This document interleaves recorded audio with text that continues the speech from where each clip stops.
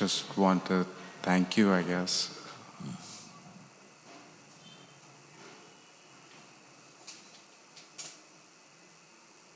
Through inquiry,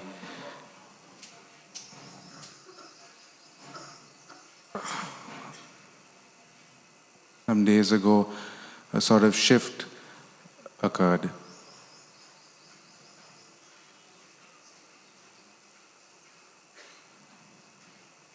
A sort of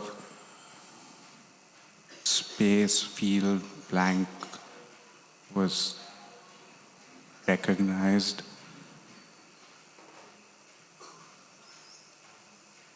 In which all of this. Was that unusual for you?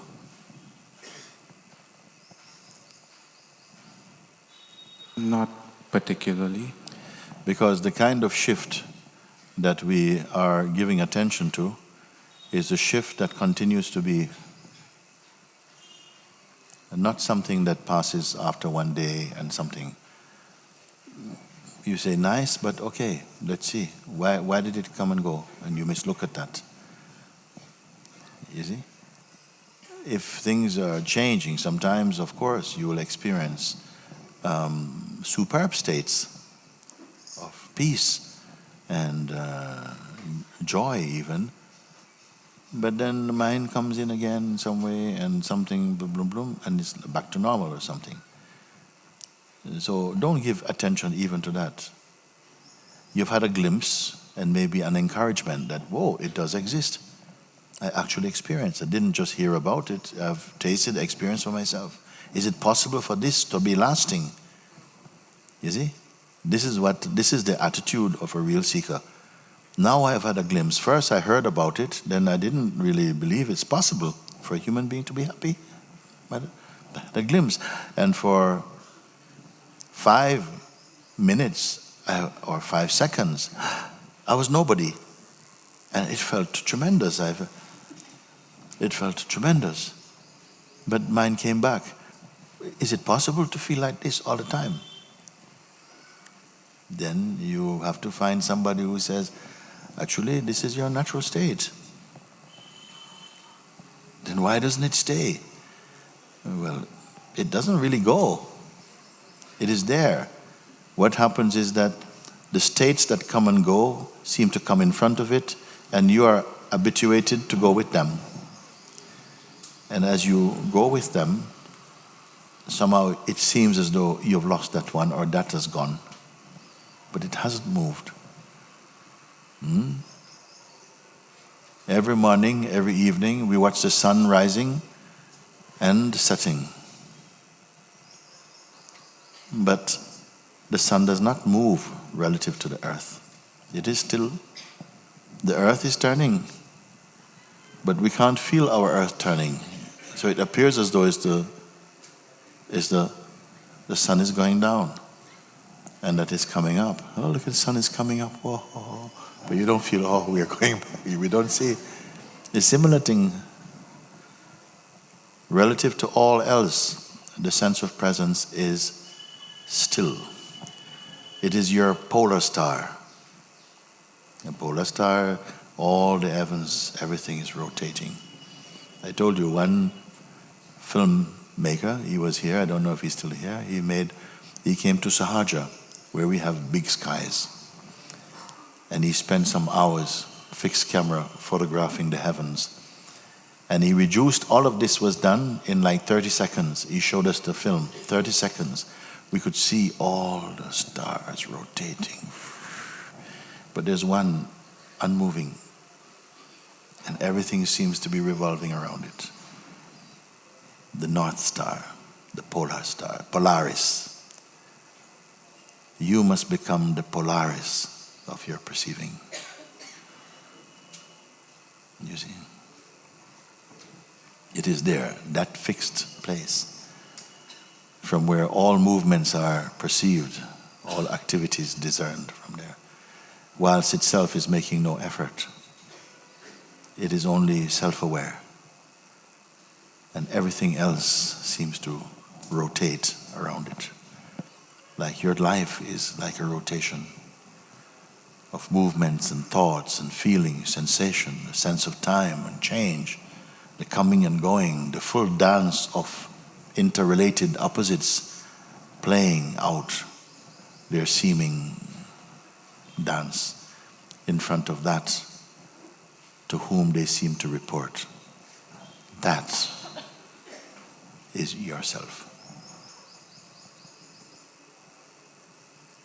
Even your own restlessness, even within this body, tsunamis of feelings and thoughts. Inside, there is a still place. Find this still place. And all of this will become insignificant for you.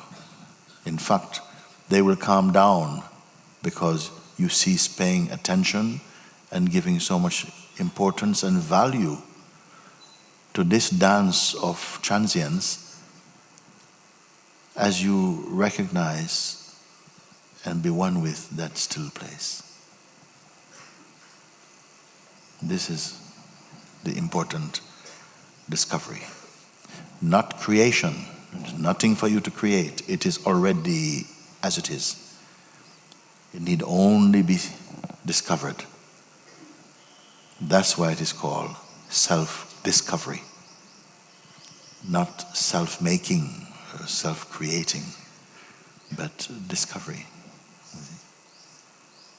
And any moment is a good moment. Every moment is the best moment. And once it is clear for you again, and then your anxieties will begin to fall away. Your apprehensions and fears, desires and stuckness, all of these will begin to dissipate.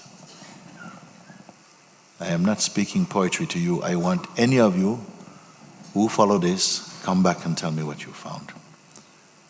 Even if you found it, you don't have to speak. Just come and I'll see if you've seen it. Because something happens to the one who sees from the place of total emptiness.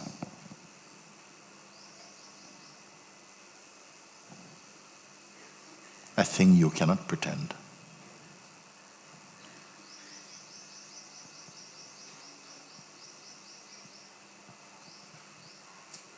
To the mind, to the constructed self, or to the conditioned sense of self, these things have little appeal for quite a long time. Because we're easily drawn to the superficial things of this world, momentary as they are. Still, we invest so much energy to capture the fleeting things of the world. Whereas that which is the eternity in you, we overlook.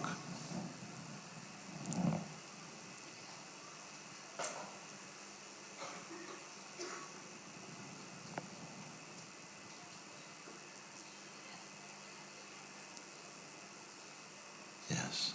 Thank you. Yes. So thank you. So don't let us speak about what is coming and going.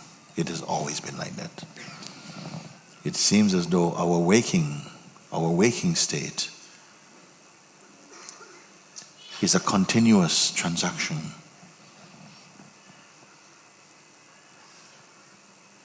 Is it so that by the very waking up or the arising of the waking state, are we compelled into action? Are we compelled to be in gear? Or is it possible that even in the midst of that dynamic activity that we call life, it's possible to be still, but not dead?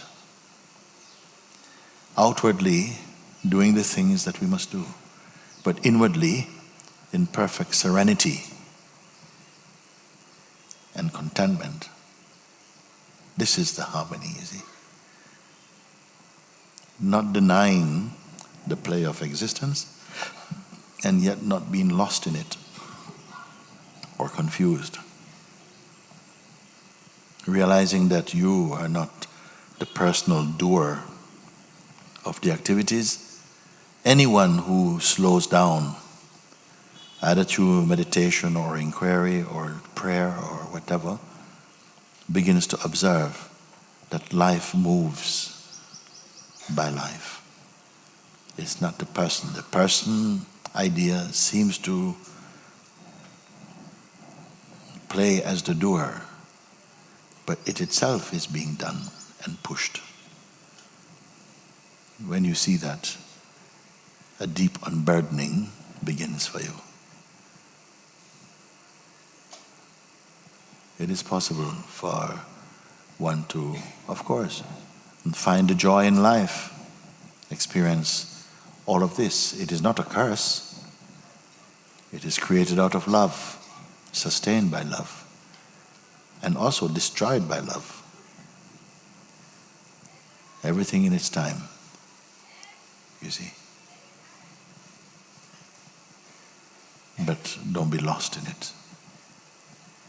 And the only way to not be lost in it is to discover your true nature. Satsang is for that.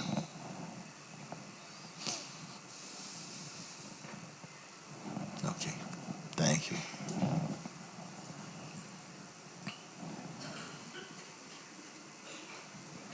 You come, let me see you. Yes, come.